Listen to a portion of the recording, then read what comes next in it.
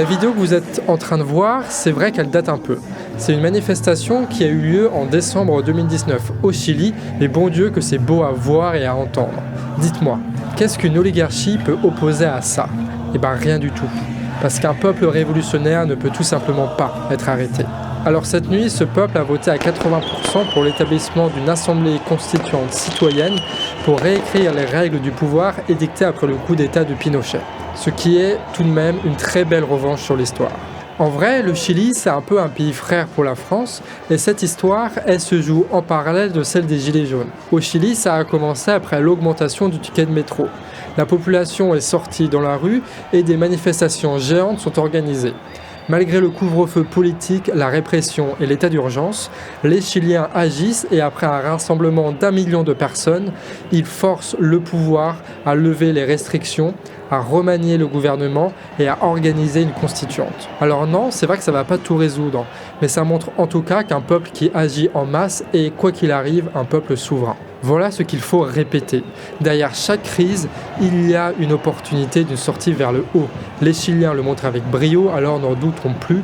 Il y a un moyen d'y arriver, il faut juste le trouver, l'expérimenter et s'y raccrocher. Et nous aussi, on l'aura, notre chant révolutionnaire chanté à 1 million de personnes à Paris. On l'aura, notre constituante, et on l'aura, notre belle revanche. Et ça, c'est typiquement le genre d'histoire qu'il faut se raconter en ce moment, où des fois tu te dis que c'est un peu la merde, mais finalement, il y a peut-être moyen qu'on s'en sorte.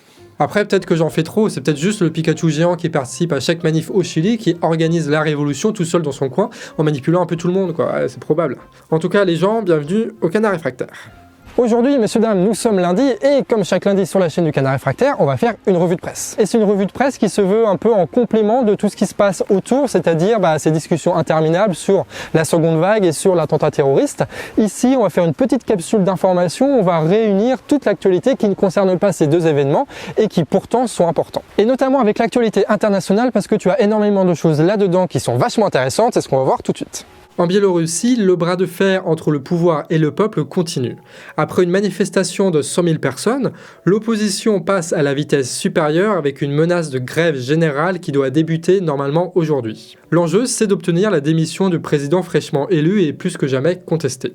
En Thaïlande, l'ultimatum populaire contre le pouvoir a été lancé, lui, samedi dernier. Résultat, c'est rebolote avec un appel à la manifestation. Le Parlement se réunit donc en session extraordinaire pour parler des revendications du mouvement, qui sont la démission du gouvernement, une nouvelle constitution et la réforme de la monarchie.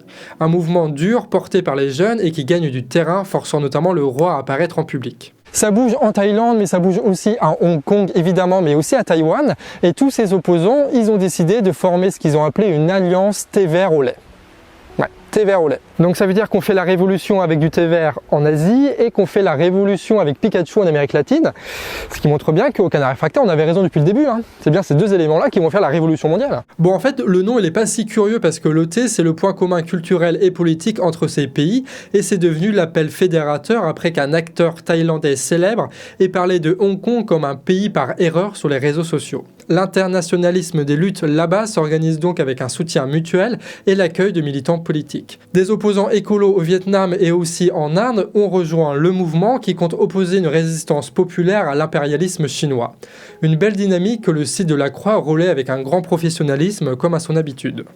Et sinon, il y a une guerre entre l'Azerbaïdjan et l'Arménie qui est passée sous silence dans les médias dominants parce qu'on s'en fout, c'est loin et c'est pas des Occidentaux, donc bref. Ça se passe dans cette région que je vais mal prononcer probablement qui s'appelle le Haut-Karabakh, une région séparatiste peuplée d'Arméniens sujet à la convoitise de l'Azerbaïdjan. L'Azerbaïdjan qui est soutenu d'ailleurs par la Turquie et en tout, c'est 5000 morts qui a eu lieu au minimum d'après la Russie. La Croix a rédigé pas mal d'articles sur ce sujet si vous voulez creuser un peu cette histoire. La dernière actu, c'est l'entrée en vigueur d'un traité interdisant les armes nucléaires après la signature d'un 50e État. Un bel acte diplomatique qui n'a pas été suivi par les principaux pays qui possèdent l'arme nucléaire, notamment la France, qui prévoit de dépenser plusieurs milliards là-dedans. L'objectif de la démarche, c'est de faire monter la pression pour faire céder ces pays-là. A noter que plus de 90% de ces armes sont possédées uniquement par les États-Unis et la Russie, c'est dire à quel point cette initiative n'est pas gagnée par avance. Mais évidemment, il y a de l'actualité en France et qui concerne le CICE avec un nouveau rapport un peu barbant. Et si tu te rappelles bien, on avait déjà causé de ça il y a 2 semaines. On discutait d'un rapport de France Stratégie et là, c'est la Banque de France qui essaye d'estimer l'impact de ces 20 milliards d'euros donnés chaque année sans contrepartie aux entreprises. Résultat, c'est flou comme la dernière fois, mais sauf que le chiffre serait autour de 240 000 contre un peu plus de 100 000 pour France Stratégie. Du simple au double qui s'explique par la difficulté d'estimer la conséquence de ce truc, ce qui est déjà pas bon signe en soi, mais aussi le fait que l'analyse prend en compte l'année 2019. Donc en gros, l'État a distribué 20 milliards d'euros par an pour au maximum, estimation haute, 240 000 emplois, ce qui reste 2 fois moins que si cet argent était employé directement dans le salaire de personnes au-dessus du SMIC. C'est dire à quel point, même si tu es gentil avec ce truc-là, c'est un échec total. Sur le plan de relance, les députés, à la demande de Bruno Le Maire, ont déposé un amendement sur la baisse des 10 milliards d'impôts sur les entreprises. Et évidemment, ces amendements concernent des contraintes économiques, sociales et écologiques sur lesquelles les entreprises qui vont bénéficier de cette réduction d'impôts vont devoir s'engager. Enfin, presque. C'est pas vraiment des contraintes, en fait, c'est plus des obligations de transparence sur ce qui était déjà dans la loi, et c'est des obligations qui, s'ils sont pas respectées, seront pas punies. Donc, non, en fait, c'est pas des contraintes, en fait, c'est juste du fric balancé par les fenêtres, en fait. Petite correction aussi sur la vidéo qu'on avait fait avec Nina et Antoine sur les différentes actions écolo. On avait parlé d'une ZAD à Montpellier, et en fait, elle a été évacuée le jour où la vidéo a été postée. Et c'est une attitude du gouvernement qui est en fait généralisée à toutes les autres ZAD et aux logements occupés, et ça alors qu'un couvre-feu vient d'être déclaré, ce qui est un non-sens complet, mais avec ce gouvernement, on n'en est plus là. Que ce soit à Nantes ou en Isère, ce sont des collectifs écolos et mettant concrètement en application la solidarité dans des lieux abandonnés que la police vient de déloger. Basta revient dessus sur un bel article librement accessible. Toujours sur Bastamag, il y a un article sur la fermeture de l'usine de Chapelle d'Herblay, une papeterie centenaire spécialisée dans le recyclage et le papier journal, capable à elle seule de fournir 25% des besoins de la presse en France. En 2019, l'usine faisait 16 millions d'euros de bénéfices, mais le groupe finlandais a préféré fermer les usines et détruire les machines plutôt que de voir apparaître une coopérative concurrente gérée par les salariés. Du coup, le papier sera logiquement importé et recyclé dans un autre pays. Tout va bien en France, c'est une journée normale. Mais évidemment, là, la force et l'autorité de l'État, les valeurs de la République, l'indépendance de la France, on s'en fout. Voilà, on s'en fout parce que on va pas non plus empêcher des entreprises de détruire les moyens de production qui auraient permis à la France d'être indépendante au niveau du papier et au niveau de tout en fait, des bouteilles de gaz, des masques et tout ça. Cette histoire-là, elle ne cesse de se répéter tout le temps, c'est le drame industriel français. Et si tu coupes cette réalité-là avec le premier discours de Macron pendant le confinement ou alors avec ses prétendues vertus écolo, tu as des arguments incontestables pour contredire la Macronie, pour montrer que tout ça c'est que des arguments de flanc et de la communication et que ça vaut rien et que ça nous met en danger tous. Et c'est plutôt pas mal d'avoir ce genre d'argument incontestable parce que bientôt il va y avoir Noël et les repas de famille et il va falloir s'armer. Et évidemment, avant les élections, on va faire un récap de toutes ces histoires pour ne rien oublier jamais. Alors c'est parti pour un petit jeu réfractaire. Qui a dit cette phrase-là ? Il faut une loi ambitieuse, inégalitaire, oui, inégalitaire, une loi vertueuse et darwinienne qui encourage les scientifiques, les équipes, les laboratoires, les établissements les plus performants à l'échelle internationale, une loi qui mobilise les énergies. Quelle horreur! Il pleut beaucoup trop. Attends, je vais protéger un peu le matos. L'auteur de cette phrase, c'est Antoine Petit, qui est le directeur du CNRS en France. Voilà. Ouais, donc évidemment, il y a plein de choses qui ne vont pas. D'abord, cette volonté de mettre en concurrence des chercheurs. À quoi ça sert? Je veux dire, les chercheurs, c'est pas une start-up.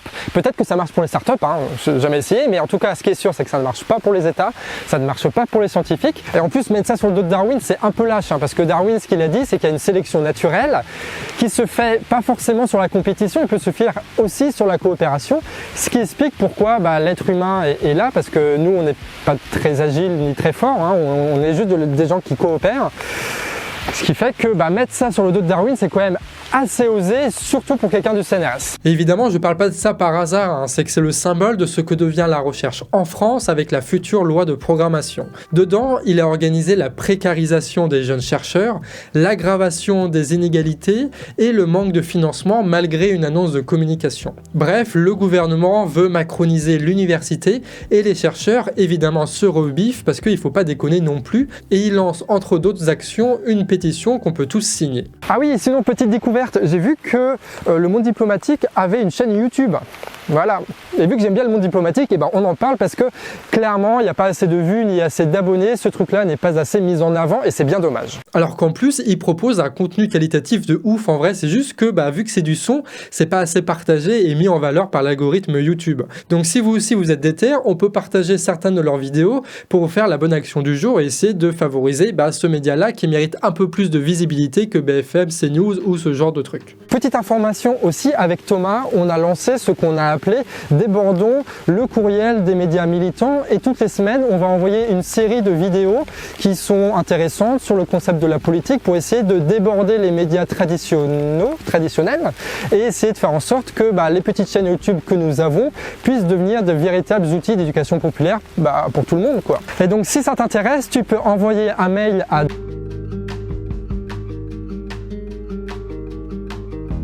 ou aller sur le site lecanardrefractaire.org/débordons et évidemment tous les liens sont en description. Donc ces mails là on les envoie tous les dimanches et l'objectif c'est que tu puisses les partager après sur tes framalies, sur tes trucs avec les potes militants, tout ça pour que ça circule au maximum. Et c'est sur cette image qui renforce les stéréotypes sur la Bretagne que nous nous quittons. J'espère que ça t'a plu un peu cette vidéo là. Les vidéos du canard c'est tous les lundis, les mercredis et les vendredis, et si tu as aimé tu peux t'abonner mais surtout partager la vidéo à tes copains. Et sinon on se retrouve à très vite pour de prochaines vidéos. Des bisous.